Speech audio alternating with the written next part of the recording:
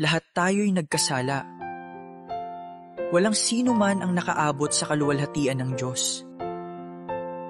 Walang matuwid,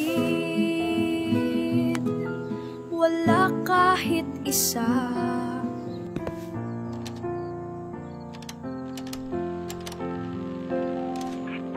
Ang kabayaran ng kasalanan ay kamatayan. Pero ang kaloob ng Diyos ay buhay na walang hanggan kay Kristo Jesus.